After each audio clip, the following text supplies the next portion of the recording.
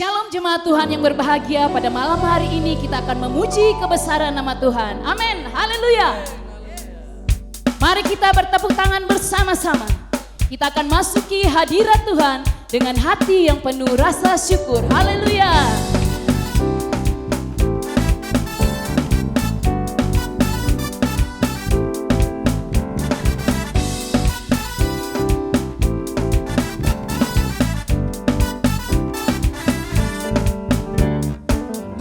Hadiratnya dengan hati bersyukur, memuji Dia, memuji Dia.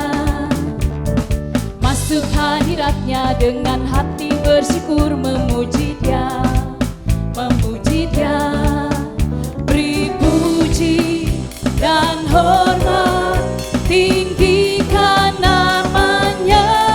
Oh Yesus, Raja segala raja, masuk hadiratnya, masuk hadiratnya dengan hati bersyukur, memuji Dia, memuji Dia. Masuk hadiratnya dengan hati bersyukur, memuji Dia, memuji Dia. Beri puji dan hormat, tinggikan namanya. Oh Yesus, Raja segala raja. Beri puji dan hormat, tinggikan namanya. Oh Yesus, Raja segala raja. Oh Yesus, Raja segala raja. Oh Yesus, Raja segala raja.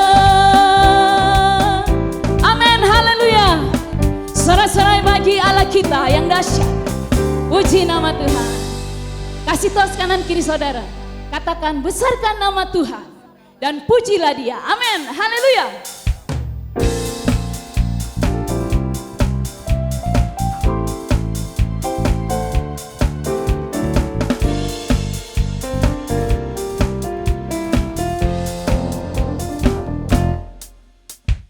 Besarkan nama Tuhan, pujilah Dia.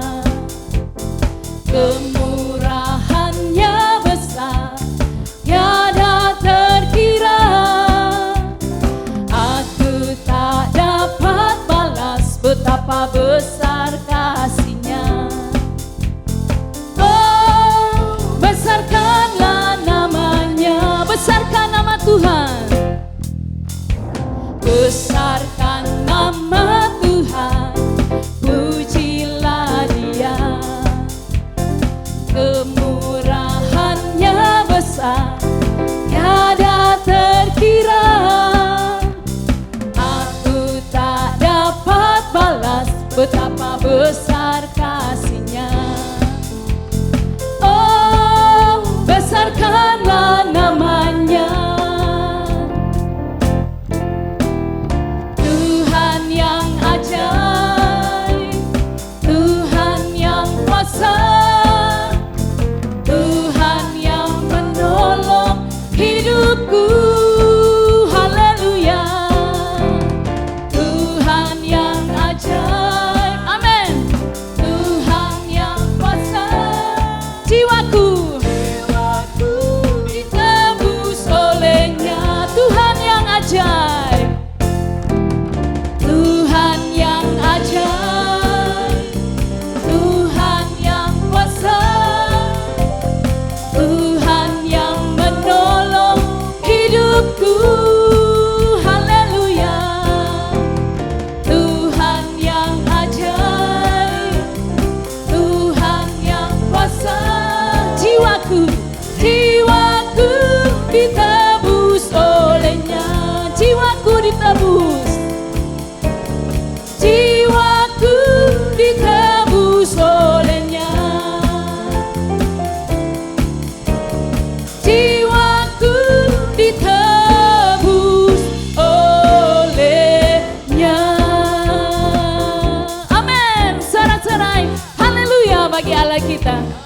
Terpujilah nama Tuhan. Terima kasih Yesus Tuhan. Kaulah pengharapan kami, Kaulah sukacita kami Tuhan. Haleluya.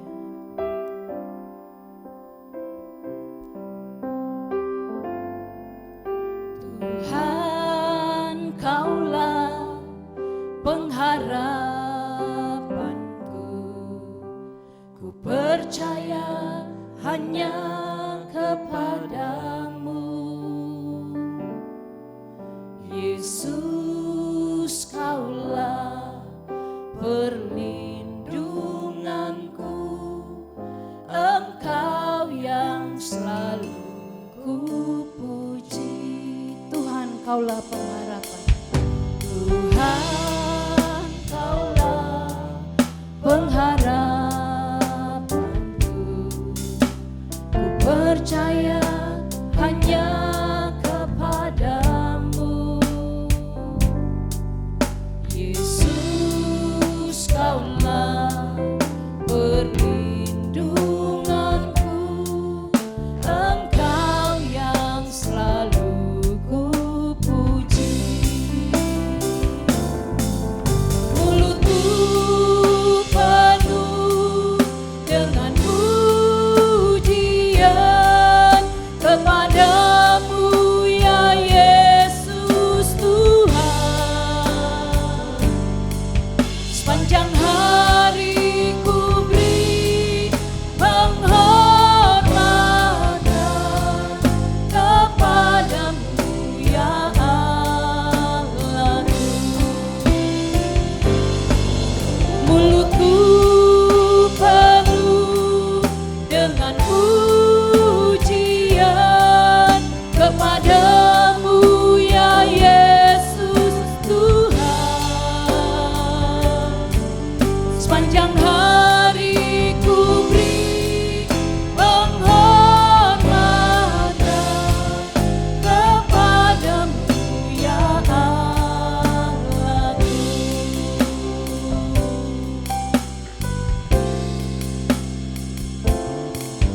Tuhan, Kaulah pengharapanku.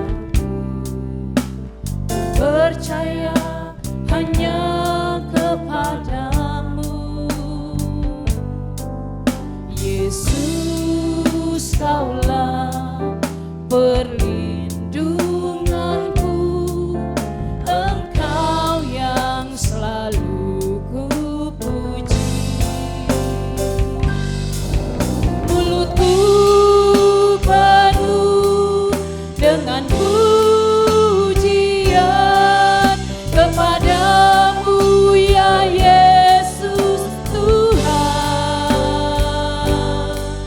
Sepanjang hari ku beri penghormatan kepadamu ya Allahku.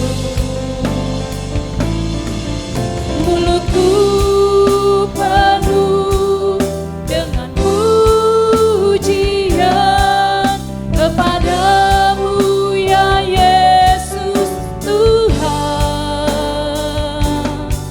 Sepanjang hari ku beri penghormatan kepadamu ya Allahku. Kepadamu ya Allahku. Kepadamu ya Allahku.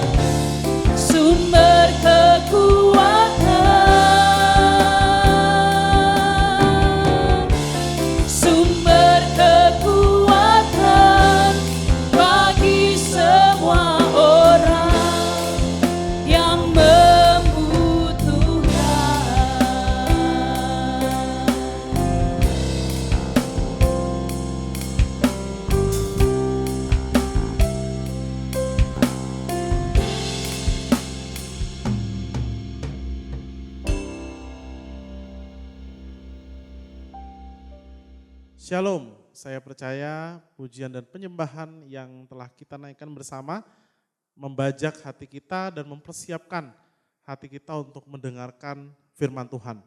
Namun sebelum itu mari kita satu dalam doa. Kami mengucap syukur Tuhan atas kasih dan rahmat-Mu.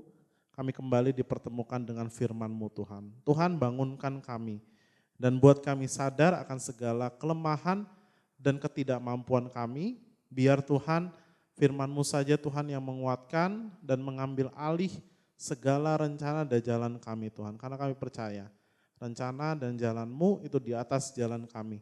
Dan kami ingin memberikan perhatian kami seutuhnya Tuhan untuk mendengarkan firman-Mu Tuhan. Terima kasih. Dalam nama Tuhan Yesus kami sudah berdoa. Haleluya. Amin. Puji nama Tuhan, saudara-saudari yang terkasih dalam Kristus Yesus. Dan pada kesempatan ini saya ingin membagikan satu judul khotbah yang mungkin agak nyeleneh ya. Judul khotbahnya adalah khotbah yang membosankan. Nah, khotbah apakah ini ya? Semoga tidak membosankan, tapi bukan itu inti dari khotbah ini ya. Jadi Bapak Ibu, mari kita sama-sama buka di Wahyu 2 ya. Wahyu 2 ayat 1 sampai dengan ayat yang kelima. Saya bacakan ya, tuliskanlah kepada malaikat jemaat di Efesus. Inilah firman dari Dia yang memegang ketujuh bintang itu di tangan kanannya dan berjalan di antara ketujuh kaki pelita emas itu. Ayat 2, aku tahu segala pekerjaanmu, baik jerih payahmu maupun ketabahanmu. Aku tahu bahwa engkau tidak dapat sabar terhadap orang-orang jahat, bahwa engkau telah menguji mereka yang menyebut dirinya rasul, tetapi yang sebenarnya tidak demikian, bahwa engkau telah mendapati mereka pendusta. Engkau tetap tabah, sabar menderita karena namaku, dan tidak mengenal lelah. 4, meskipun demikian aku mencela engkau, karena engkau telah meninggalkan kasihmu yang semula. Ayat 5, sebab itu ingatlah betapa dalamnya engkau telah jatuh, bertobatlah dan lakukanlah lagi apa yang semula engkau lakukan. Saya akan berhenti dulu sampai situ Bapak Ibu ya. Dan saya akan garis bawahi ayat 4 tadi. Namun demikian aku mencela engkau karena engkau telah meninggalkan kasihmu yang semula. Bapak Ibu yang terkasih di dalam Tuhan, hari ini saya ingin memulai ya khotbah ini dengan sebuah pengakuan ya. Dan mungkin pengakuan ini sedikit berbahaya bagi seorang pengkhotbah ya. Tadi saya sudah mengatakan bahwa judul khotbah ini adalah khotbah yang membosankan ya. Dan saya ingin mengakui bahwa memang kadang khotbah terasa membosankan. Ya, saya tahu kalimat ini kadang-kadang membuat sedikit atau beberapa orang kaget ya. Tapi ayo kita jujur pada diri kita sendiri ya. Pernah nggak kita duduk di bangku gereja gitu ya, dan kemudian setelah 5 menit khotbah dimulai ya, pikiran kita sudah pergi kemana-mana ya Bapak Ibu ya. Kita mulai memikirkan, aduh besok bagaimana ya pekerjaan kita. Apa aja ya hal-hal yang perlu kita pikirkan besok. Aduh, tadi sebelum saya masuk ke dalam gereja atau sebelum saya nonton khotbah ini dan mau beribadah, ya, pesan WhatsApp ada yang belum dibalas. Ya. Kemudian apa ya menu makan siang setelah ibadah atau bahkan aduh saya mau ngemil apa ya setelah ini. Ada yang mulai melihat ke jam, ya, matanya melihat ke jam. Ada yang bahkan mulai menghitung, ya, ini sudah menit keberapa. Ada yang bahkan membuat ya, perhitungan yang sangat dalam. Wah kalau dia sudah khotbah 35 menit, ini mungkin masih 30 menit lagi. Ya. Wah kira-kira saya akan pulang jam segini dan jam segini. Ya. Kalau saudara pernah mengalami hal itu, tenang ya bahwa saudara tidak sendirian. Kadang kami pengkhotbah pun mengalami itu. Ya, tapi ya, terkadang kita melihat pada kondisi. Kita melihat pada apa? Sang pengkhotbah, benar gak? Ya, kita melihat pada siapa yang berkhotbah. Ya. Padahal permasalahannya bukan itu. Ya. Kalau kita lihat ya, pengkhotbah yang sudah tua, ya, lanjut usia, kita akan mulai memikirkan dan memberi ya, stempel misalnya. Ya, ini khotbahnya pasti akan membosankan. Atau ini khotbahnya pasti ya penuh dengan ya, hanya membaca ayat saja. Ya. Tapi Bapak Ibu yang ingin saya sampaikan di sini, ya kadang permasalahannya itu muncul dari apa? Permasalahan itu muncul dari dalam hati kita. Ya, permasalahannya itu muncul dalam hati kita. Ingat tadi waktu kita baca mengenai jemaat di Efesus, ya, engkau telah meninggalkan kasihmu yang semula. Jadi permasalahannya itu bukan pada khotbahnya, bukan pada materi khotbahnya, bukan. Ya, bukan juga mengenai siapa sang pengkhotbahnya, bukan. Ya. Jadi masalah ada dalam atau dimulai dari hati kita. Ya. Nah Bapak Ibu kita lihat tadi, kita lihat pada jemaat di Efesus yang hatinya kehilangan api semangat terhadap kasih mula-mula. Dan kalau kita lihat dalam Wahyu pasal 2 itu, tadi Tuhan berbicara kepada jemaat di Efesus. Menarik Bapak Ibu, kenapa? Saat kita baca Wahyu pasal 2 ayat 1 sampai dengan ayatnya yang ketiga tadi. Jemaat ini adalah jemaat yang top, luar biasa. Bukan jemaat yang malas, bukan juga jemaat yang kompromi dengan dosa. Lihat ya tadi ya, dia bahkan bisa ya, membedakan ya, mana yang rasul yang benar dan mana rasul yang sesat. Ini berarti apa? Bapak Ibu, ya, ini jemaat yang bukan kaleng-kaleng, ini jemaat yang bertekun. Lihat di situ dikatakan. Ya. Engkau telah menguji mereka yang menyebut dirinya rasul. Ya. Tapi yang sebenarnya tidak demikian. Bahwa engkau telah mendapati mereka pendusta. Ya. Bapak Ibu mereka artinya apa? Mereka bekerja keras. Ya. Very disiplin, sangat disiplin. Ya. Dikatakan apa? Sabar juga dalam penderitaan, tabah tadi. Menjaga ajaran yang benar dan tadi terakhir, menolak guru-guru yang palsu. Jadi kalau Bapak Ibu lihat, kalau ada jemaat seperti ini, ya saya anggap mungkin di gereja ini ya, Bapak Ibu seperti itu. Ya. Kalau ada jemaat hari ini, mungkin ini adalah gereja yang sangat dihormati. Tapi Bapak Ibu sekalian, di tengah semua pujian, ya Tuhan mengatakan sesuatu yang sangat mengejutkan. Apa katanya? Aku mencela engkau karena engkau telah meninggalkan kasihmu yang semula. Bapak Ibu perhatikan kalimat itu. Kenapa? Artinya bukan artinya tidak. Ya, mereka tidak kehilangan pelayanan. Ya, tidak kehilangan pelayanan. Mereka tidak menghilangkan atau kehilangan doktrin teologi yang sehat, bukan. Mereka tidak kehilangan aktivitas gereja, bukan. Tapi yang mereka kehilangan adalah kasih yang mula-mula. Artinya, Bapak Ibu, mereka melakukan semua hal dengan benar. Tapi hati mereka tidak sama lagi. Kenapa? Karena mungkin awalnya mereka memakai kasih yang mula-mula.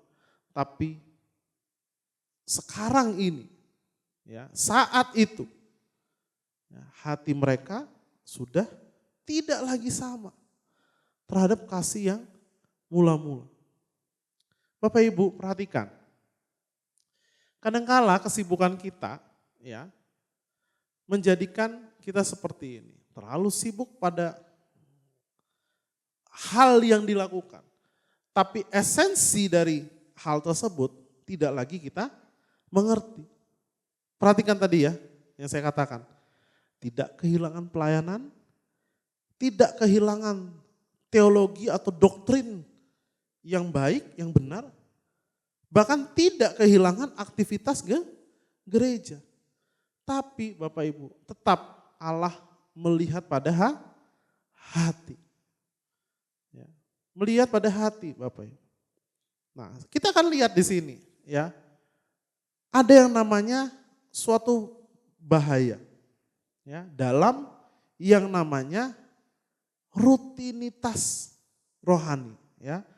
Bahaya rutinitas rohani. Ya. Jadi bahaya terbesar dalam kehidupan rohani Bapak Ibu bukanlah dosa yang besar. Ya betul dosa itu berbahaya ya, saya paham. Ya, tapi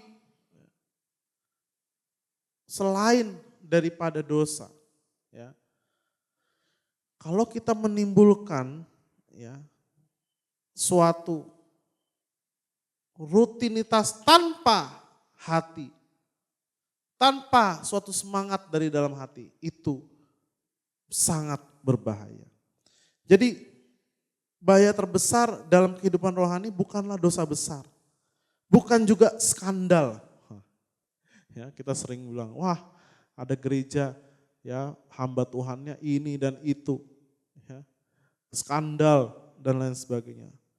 Bukan juga ya suatu pemberontakan. Bukan. Justru bahaya terbesar sering adalah sesuatu yang sangat pelan dan lambat terjadinya. Lihat Bapak Ibu tadi kalau kita lihat ya, skandal, pemberontakan itu adalah hal-hal yang mulainya adalah sangat bombastis gitu ya. Kalau saya boleh katakan, wah, sangat sedap di dalam telinga kita, ya bahkan di dalam jemaat, wah pasti diomongin dan lain sebagainya. Tapi lihat, perhatikan bahaya yang laten itu yang tidak kelihatan, yang mulainya itu sangat pelan dan lambat. Namanya apa tadi? Saya katakan rutinitas tanpa hati. Kenapa? Bapak Ibu kita datang ke gereja, kita duduk, kita bernyanyi pujian, kita mendengar firman. Tapi semuanya terasa seperti kegiatan yang sudah terlalu familiar. Ya. Saya ingat teman saya pernah berkata begini, dia berkata, masalahnya bro gitu ya, bukan saya nggak tahu apa Alkitab, ya. Bukan saya nggak tahu apa itu firman Tuhan, ya. Tapi masalah saya adalah karena saya justru sudah terlalu sering mendengarnya. Jadi bukan soal kita nggak tahu apa yang Tuhan katakan pada kita, bukan. Tapi kadang-kadang ya karena terlalu sering mendengarnya. Jadi Bapak Ibu ini adalah ya, masalah yang sangat nyata. Saya lihat kemarin ada satu konten di Instagram lewat hamba Tuhan ini bicara begini. Bahwa inti daripada khotbah atau pemberitaan firman Tuhan itu bukanlah menciptakan hal baru atau hal yang menghibur. Ya. Tapi dia katakan, tapi dua hal ini, satu hal yang baru dan hal yang menghibur ini, sekarang sangat dibutuhkan oleh gereja-gereja. Untuk apa? Untuk memancing jemaat untuk datang. Saya sebagai seorang pengkhotbah, ya pasti sangat senang ya Bapak Ibu. Kalau misalnya setelah saya khotbah, ada orang yang bilang, wah itu sesuatu yang baru ya, yang saya belum pernah tahu. Mungkin jarang yang kedua ya, yang menghibur. Kayaknya saya bukan penghibur yang baik Bapak Ibu. Ya, tapi setidaknya yang pertama itu sering saya dengar. Tapi saat saya nonton apa yang hamba Tuhan ini katakan di Instagram, saya mengatakan, ya betul juga. Ya. Inti daripada khotbah bukan menciptakan hal baru, bukan untuk ya, menghibur. Tapi untuk apa? Untuk mengingatkan. Untuk mengingatkan pada kita, ya, pada orang, pada jemaat. Tentang apa? Tentang firman Allah yang betul-betul mengubah hidup, yang bisa membangkitkan orang mati, menyembuhkan luka, membebaskan mereka yang terbelenggu. Itu dia inti daripada firman Tuhan. Jadi Bapak Ibu, firman Tuhan ya berfungsi untuk mengingatkan apa yang Tuhan inginkan kita beroleh dalam hidup kita. Ya. Bapak Ibu, kita melihat contoh ini ya dalam apa yang terjadi pada bangsa Israel misalnya. Ya. Dalam Alkitab kita lihat contoh yang sangat menarik. Ya. Bapak Ibu, kalau kita lihat ya, dalam Keluaran 16 ayat yang keempat, kita buka sama-sama. Ya. Lalu berfirmanlah Tuhan kepada Musa, sesungguhnya aku akan menurunkan hujan roti dari langit bagimu. Bangsa itu akan keluar dan memungut secukupnya untuk sehari, supaya mereka kuuji, apakah mereka hidup menurut hukumku atau tidak. Bapak Ibu, luar biasa. Luar biasa. Bayangkan, di saat kita atau bangsa Israel itu sedang berkekurangan. Muncul yang namanya satu mujizat yang luar biasa apa? Suatu roti yang turun dari surga, dari langit. Ya. Bapak Ibu bisa bayangkan tidak? Setiap pagi mereka keluar dari kemah, ada makanan dari surga. Ya.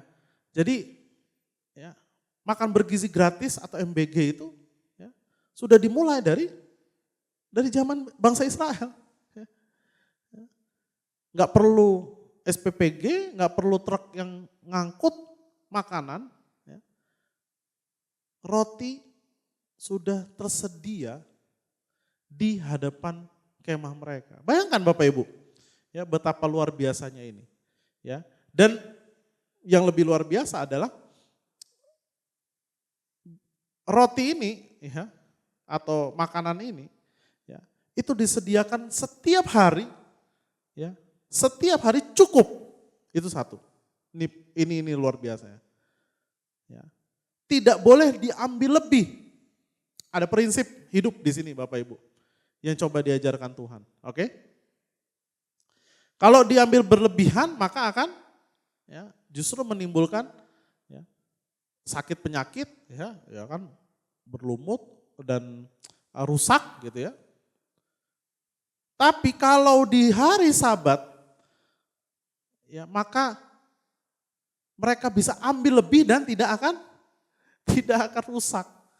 Ya, Bapak Ibu lihat, ini mujizat setiap hari. Mujizat terjadi setiap hari. Ya.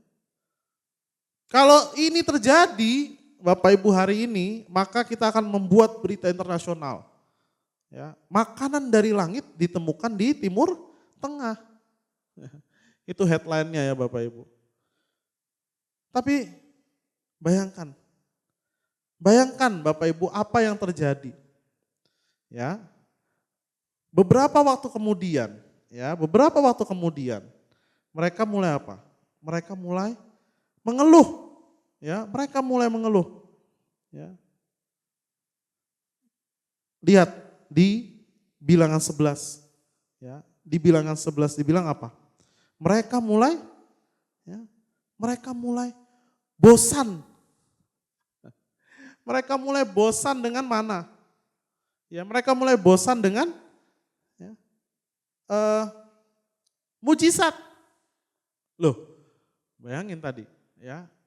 Sungguh ironis Bapak Ibu. Dari yang tadinya mereka melihat, merasakan, mengalami langsung mujizat tiap hari. Ya. Tapi ya, mereka dikatakan mulai bosan. Ya.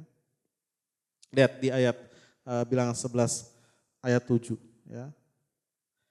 Adapun mana itu seperti ketumbar dan kelihatan seperti damar bedolah. Ya. Ayat 8, bangsa itu berlari ke sana kemari untuk memungutnya lalu menggilingnya dengan batu kilangan atau menumbuknya dalam lesung. Mereka memasaknya dalam periuk dan membuatnya menjadi roti, ya, bundar, rasanya seperti rasa panganan yang digoreng. Nah kita loncat, ya. Ayat 11, lalu Musa berkata pada Tuhan, mengapa kau perlakukan hambamu ini dengan buruk dan mengapa aku tidak mendapat kemurahan hatimu sehingga engkau membebankan kepadaku tanggung jawab atas seluruh bangsa ini. Ayat 12, ataukah yang mengandung seluruh bangsa ini atau akukah yang melahirkannya sehingga engkau berkata kepadaku, gendonglah dia seperti seorang pengasuh menggendong anak yang menyusu menuju ke tanah yang kau janjikan dengan sumpah kepada nenek moyangmu. Ya, ayat 13. Ya, di sini kenapa? Karena ya mereka mengeluh ya pada Musa. Ya, mereka mengeluh pada Musa, ya, kenapa mereka hanya ya diberikan mana?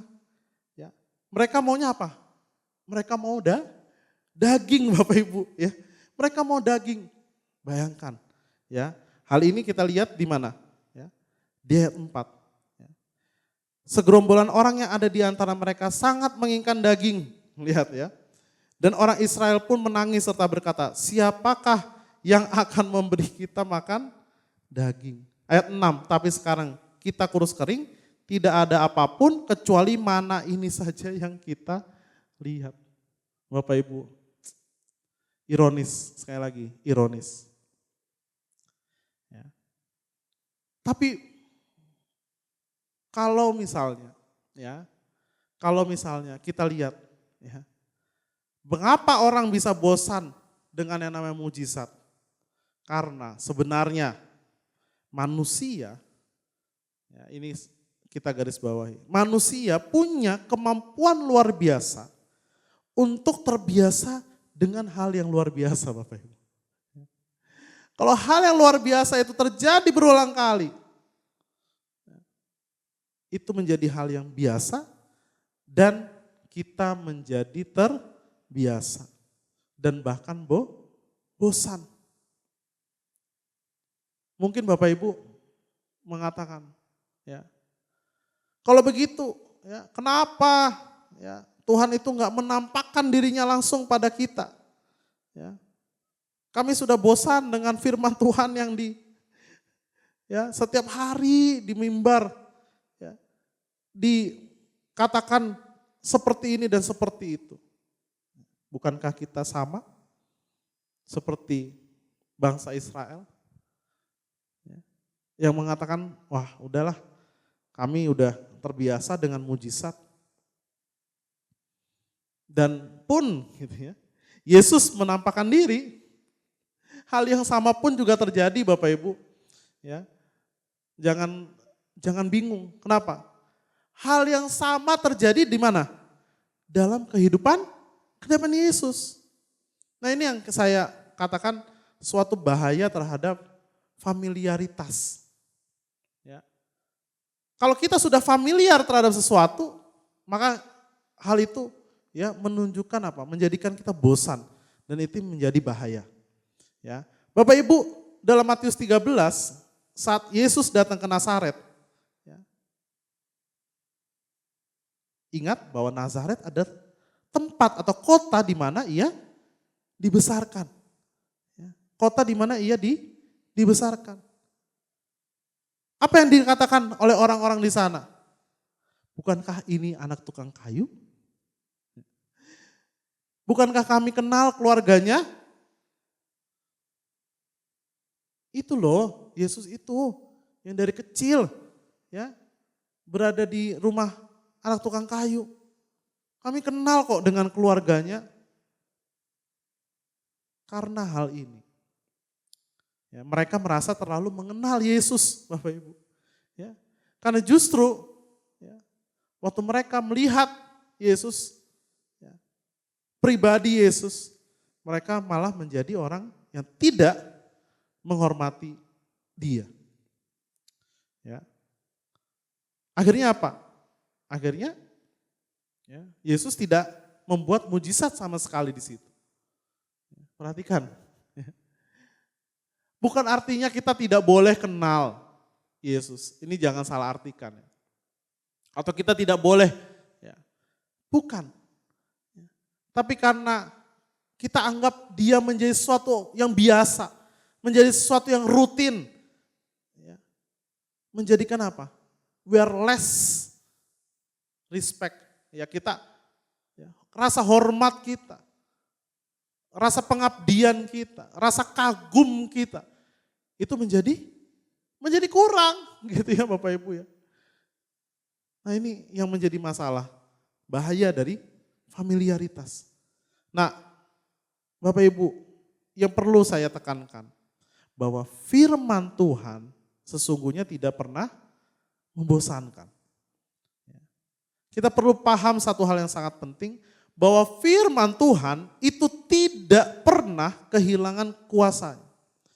Ya. Dikatakan dalam Ibrani 4 ayat 12, firman Allah itu hidup dan kuat. Firman Tuhan tidak pernah menjadi tua, firman Tuhan tidak pernah menjadi usang, dan firman Tuhan selalu relevan. Selalu relevan. Kenapa? Karena dia yang memberikan firman itu berada di atas waktu Bapak Ibu.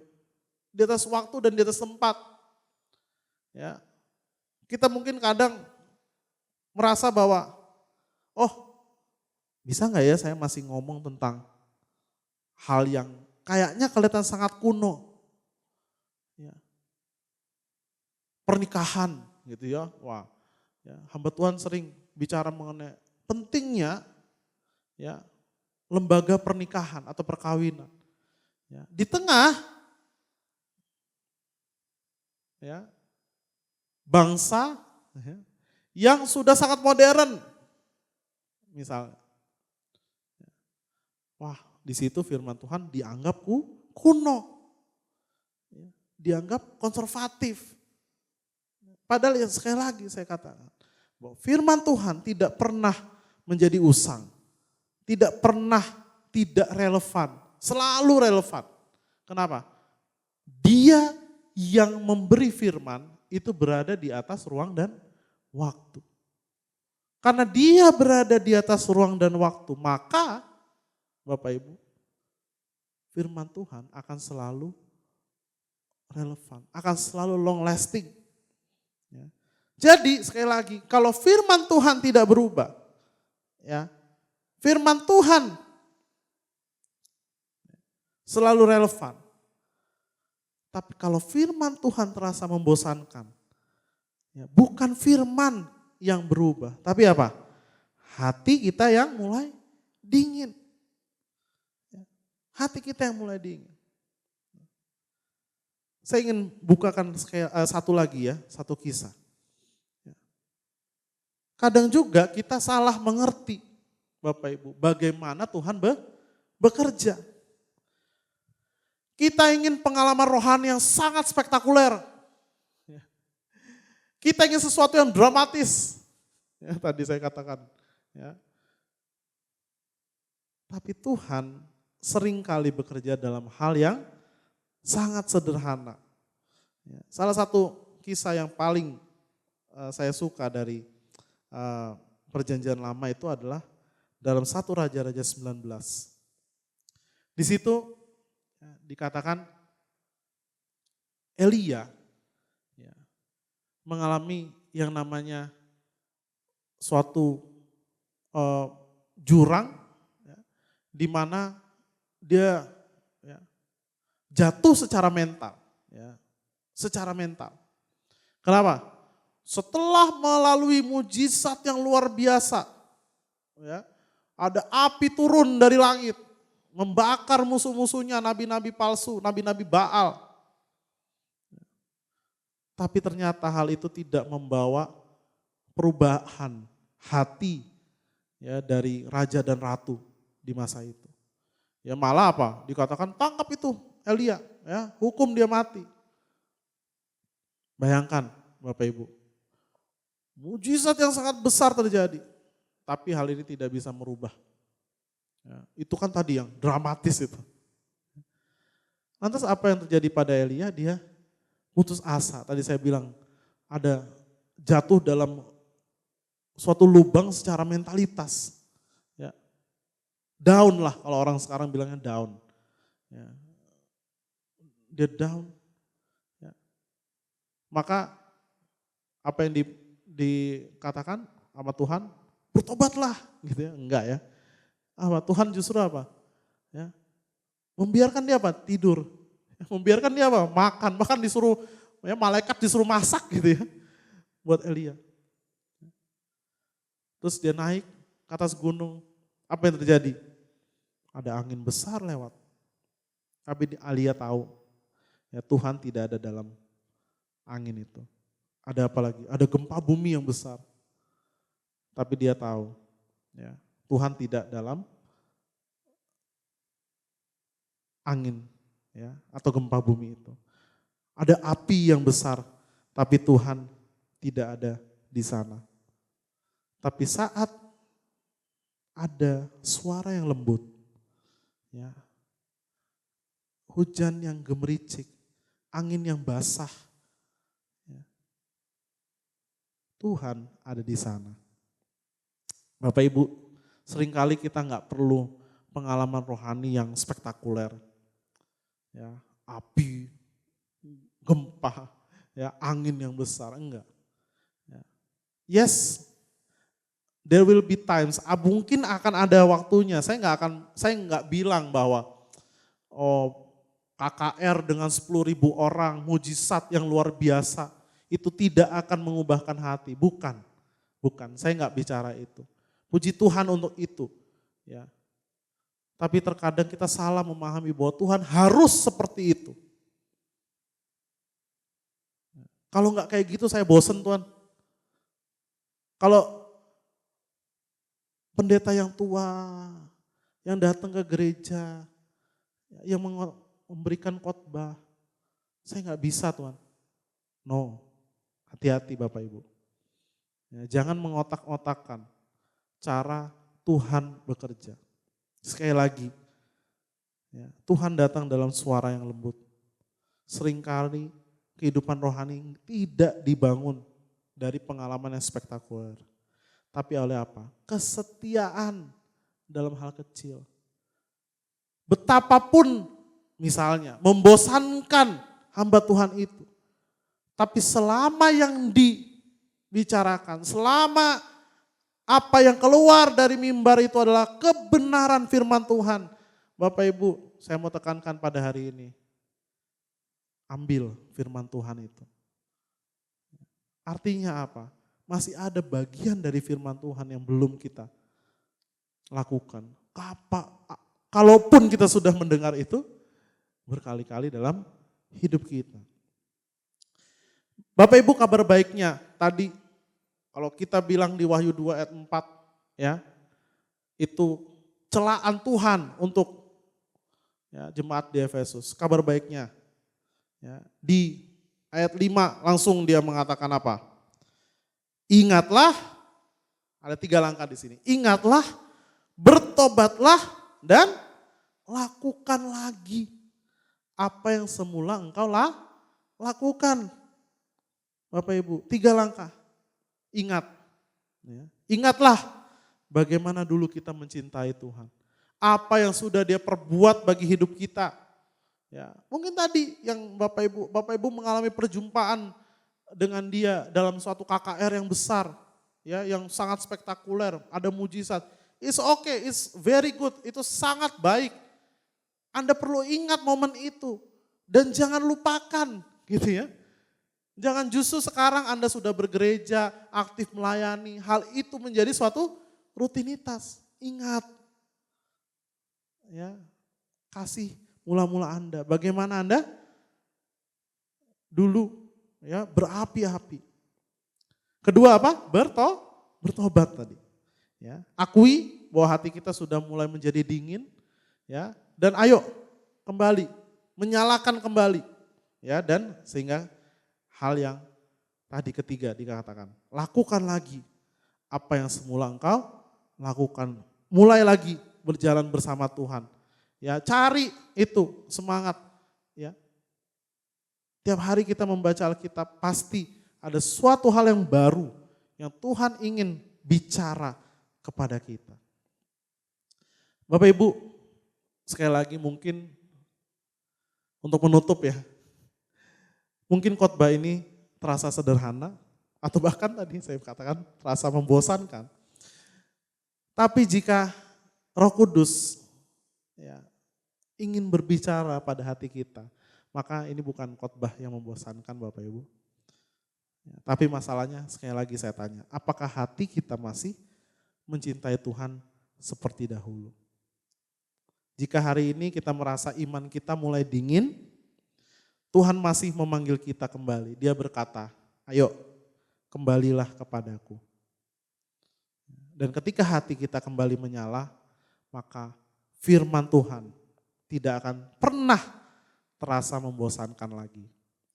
Siapapun yang membawakan, apapun yang dibawakan, selama ya, ada Roh Kudus ya, dan hati yang menyambut firman Tuhan, maka firman Tuhan tidak akan pernah terasa membosankan lagi.